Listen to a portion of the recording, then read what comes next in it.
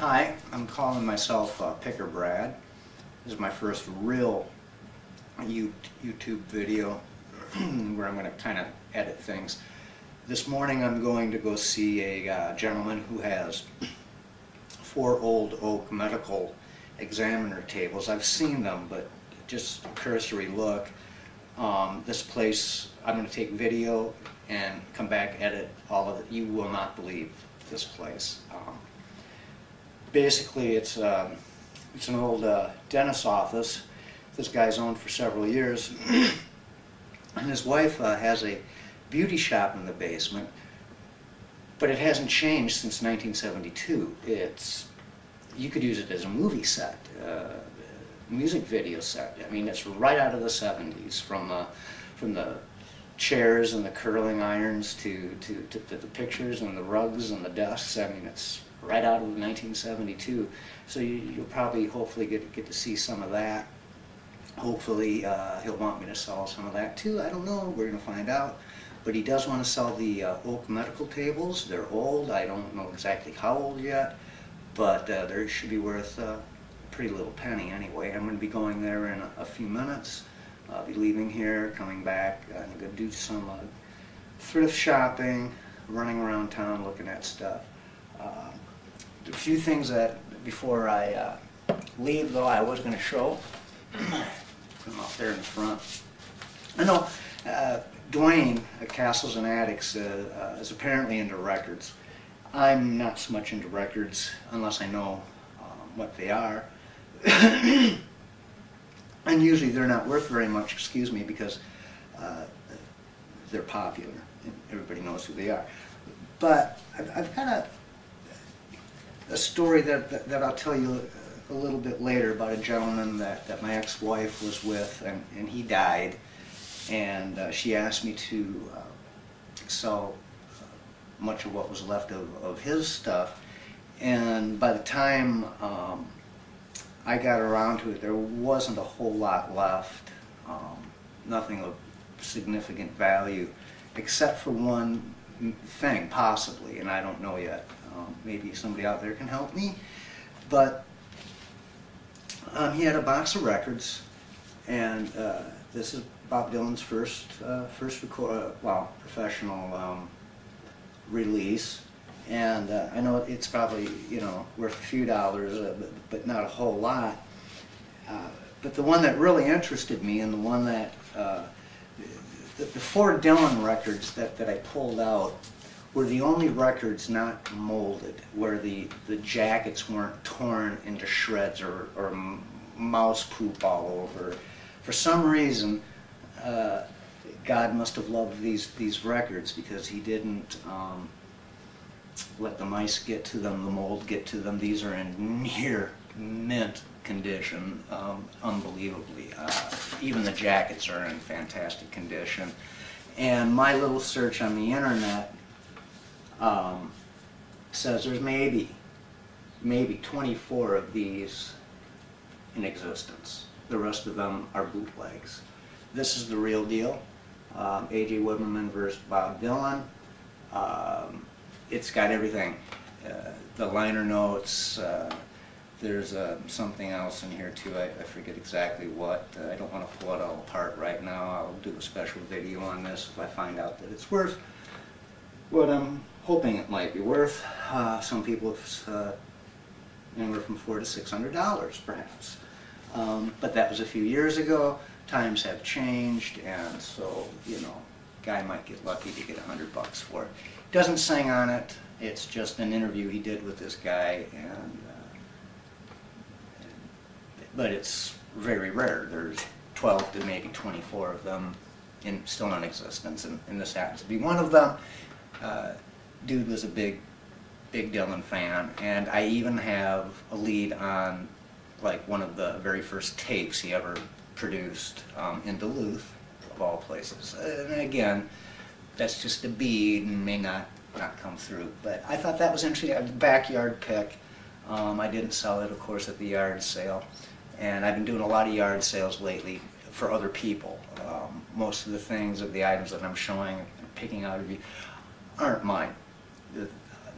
people pay me to throw yard sales, and I'm going to go see another gentleman today who hopefully may have that somewhere down the road.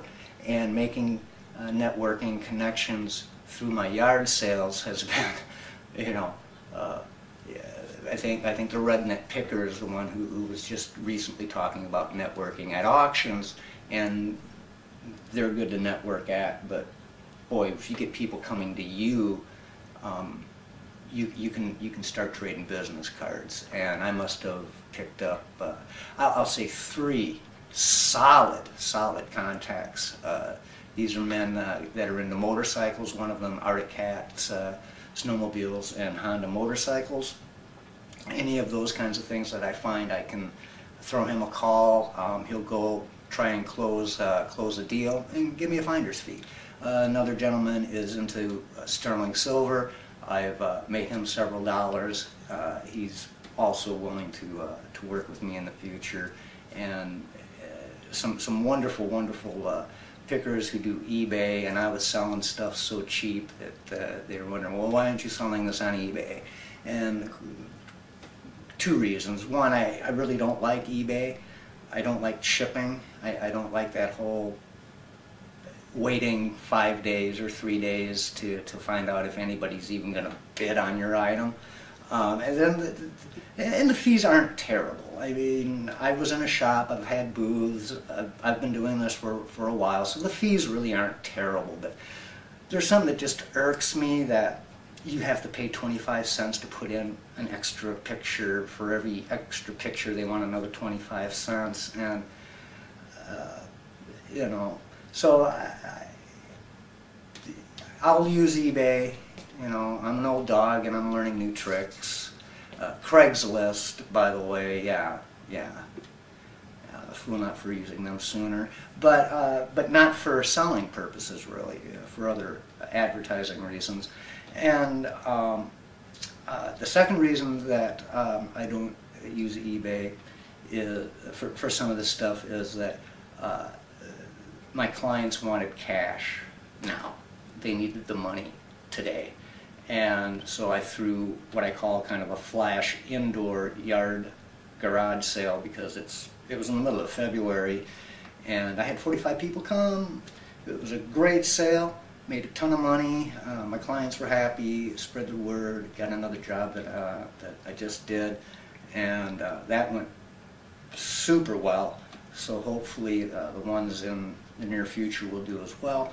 But of course, you need good items to sell at these things, and sometimes it's hard to tell people that in order to make any money, they're going to have to sell their sterling, but you can get them a better than, you know, gold guys' prices, and I know it's hard to believe, but it's possible. And but this has afforded me a chance to go picking with my friends, my ex-wife, this lady that I just did a yard sale for, and you find some crazy things. The Miller sign here in the back was in a snowbank melting, and it discovered itself to me one day as I walked out to the garage, and boom, here's this Miller sign. It's in pretty good condition. I thought it was scratchless, but there were a few down lower, but you really can't hardly see them. Graphics were good. And it afforded me more money than to go out and do some thrift shopping and get some things that I'm going to show you later on in the edited videos that Kendall took when we went on a visit to an antique shop, and you can see how we actually discover some of the things that we bought. And so I'm going to be editing this stuff together. This is my first real shot at it, so bear with me as I get to get the software down, get the camera work down better, and get to know what I'm doing a little bit better. I'm not really here to try to teach anybody anything. You got just oodles and oodles of people out there who can do a far better job of that than I can. I'll just tell you what I'm doing, what's happening, if it's working, if it's not working, and I'm open to all kinds of advice. Like I said, I'm a new old dog, but it's a new world. When I got into this before the internet, before you could just get online and type something in and find out its value. You couldn't do that in my day, and you know, I see a guy like the Redneck Picker or the Ohio Treasure Hunter. There's some other people out there who were selling things I classified as junk, crap junk. I was wrong, and this stuff sells, and yeah, I gotta get on the new bandwagon and stop doing things the old way and step into the new world, and hopefully this is a start. So anyway, that's the end of this for now. I'm going to be going to see some medical tables today, and you'll see them with me. Talk to you later.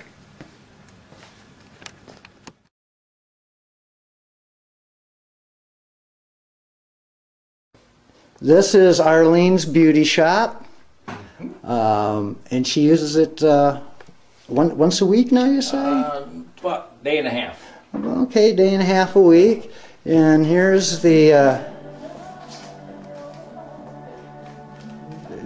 interior of the actual shop with the hair dryer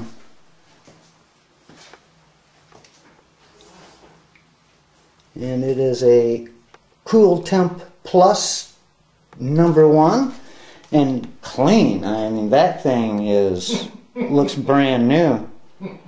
Really, really clean. But she had a lot of chairs. A lot of customers down here.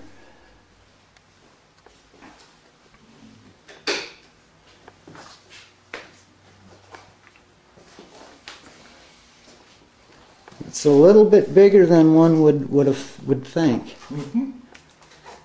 And then there's the second, and this is really probably the greatest. Yeah. You get some newer dryer machines I put in the chairs. Yeah. Because the older ones, the heating elements finally gave out and stuff.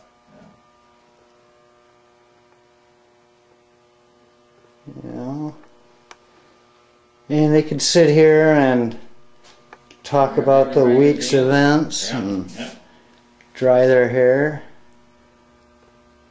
Real homey. I like the way she decorated it. It's about in '75. I'm still hanging in there. Just absolutely totally cool. Here's one of the examining tables that we came here to see. I'm just opening this up a little bit here. The canvas is still real good on it. Got some creases, but other than that, it's in really good oak shape. Doesn't need to be. I think it's maple wood. Maple wood? Yeah. I don't think it's oak. I think you're maple, right. Yeah. I do believe you're right. And no refinishing should be needed on these at all, other than maybe somebody might want to put a new top on. But heck, I think after time that would come out too. Let's take some photos of it.